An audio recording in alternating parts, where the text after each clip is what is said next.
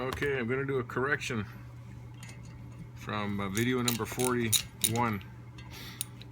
I had a subscriber, Nick from Australia, I believe, said I got the shafts in wrong. I corrected the video. I did put a correction in it, but oh, did the wrong side here. I just got these ones sitting on here loose. Those shafts with the cutaway faces out towards the tappet side here, the valve side. So I'm going to change that around. I don't have to take it right out, the shaft. Got a big old screwdriver that fits right in there perfect. So I'm glad he pointed that out, because I couldn't find it. It's not in my manual anywhere, and I looked and looked. I looked on the internet, couldn't find anything. Then after he pointed it out to me, I started searching and searching. I wanted to confirm it, make sure he's right. And I did find one article on there that good, the gasket stayed on. I got a great big old flat screwdriver here that's been broken off for years. I kind of ground it down so it'll fit right in here, right into that slot. And got my adjustable wrench here. I'm going to turn that 180 degrees.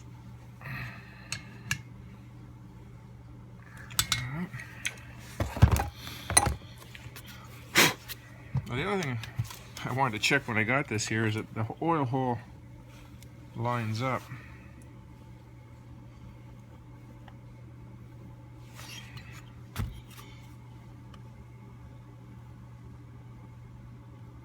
It barely lines up.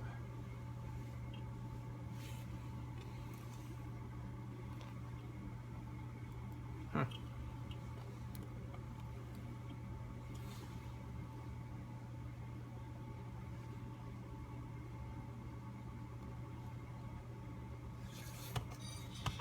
Yeah, let me stick a pick in there. Yeah, when you turn the shaft, it doesn't hurt to have a look in here, right into this angle, and make sure it lines up.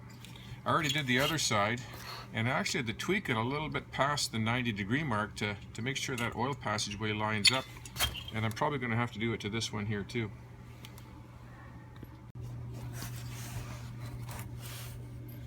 You can see the shaft, I've got it, it's turned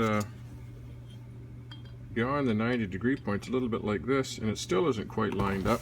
I don't know if you can see in there, this camera, but there's the oil hole. The oil hole's right there, and it's just half showing in there, but I think you want that hole open. Make sure oil's getting in there. I did find the torque specs for these last night on one website. I couldn't find it anywhere, but it's claiming it's 8 foot-pounds for these here. Tappet cover bolts. Well, I don't know everything. I'm learning. That's why I need comments on there. A lot of you guys that work on these all the time, they know a lot more than I know. I'm just reading and researching, trying to figure it out. So glad I got that figured out before I did the other side. So I'll be doing those later. Well, today I'm going to tackle this cover. Haven't got back to it yet. Grind this down. I've got most of the rest of the cover sanded down to the, I think 150 grit, I think that is, or 120 maybe. But I'm going to start on this, and maybe I can get this cover finished today and get it bolted to the engine. That's where I'm starting on now. Got that ground down. Now we just got to sand it out. Going to be a long time doing this cover. Probably 2 hours. Well, it's 120 grit. It's pretty coarse. That took me at least 20 minutes just to go over the whole thing with the 120. Now I'm going to go to 220.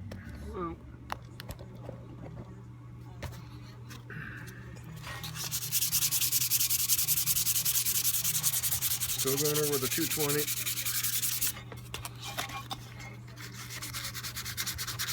You know, some people wonder, you know, is it worth it? Sand this all down, spend hours cleaning all up, polishing it, welding it, fixing it.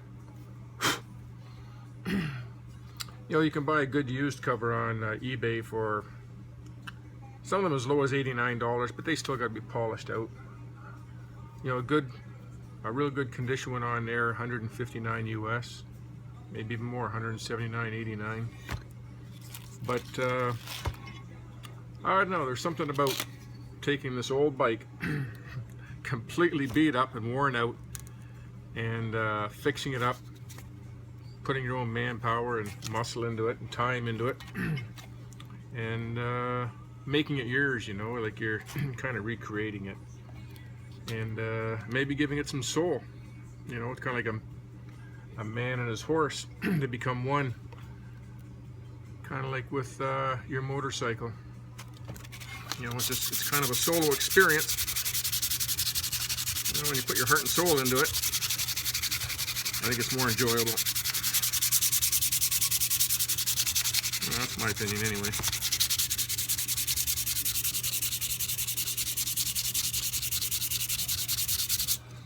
I'm going across with the 120 this direction, then the 220 this. I'll do the 220 in this direction until I can't see the 120 marks. And then when I go to the 320, I'll go in this direction until I can't see the 220 marks. That way you know you got it all. So it takes a lot of time. But the finer the paper you get, the easier it gets. I'm still into this for at least 10 minutes already, just trying to go over the 120. That's 400 grit. Starting to get a little bit of a shine to it now. Went and bought some 600 grit, so that's what I'm going to do next. More elbow grease.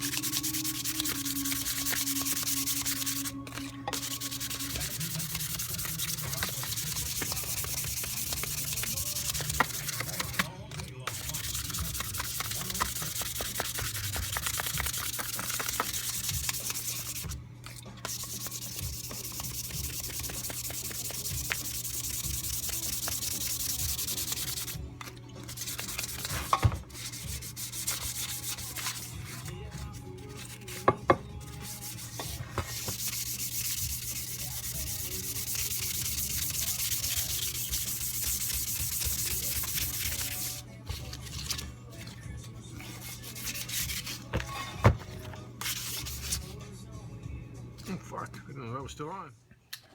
Finished. Got it buffed up on the buffing wheel. I'm still gonna buff that some more. Should be able to see yourself in there like chrome. I'm gonna buff it at least one more time with some fine metal polish compound, and that should do it. But that looks a lot better there. That looks starting to look pretty cool. It's gonna be a nice looking engine and a good running engine when I'm done. Can't wait to put it in the bike. After I get this engine done, I'm going to start tackling the frame so I can start bolting stuff in, because pretty much all the other pieces are done. Just got to assemble it. Got the carbs and a few stuff like that I got to put together, but my goal is to have this bike up and running by the end of March, April sometime for the spring.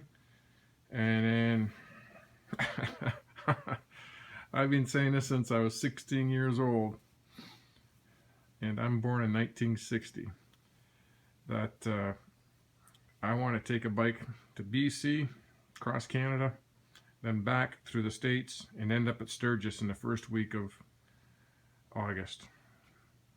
And that's when Sturgis is every year.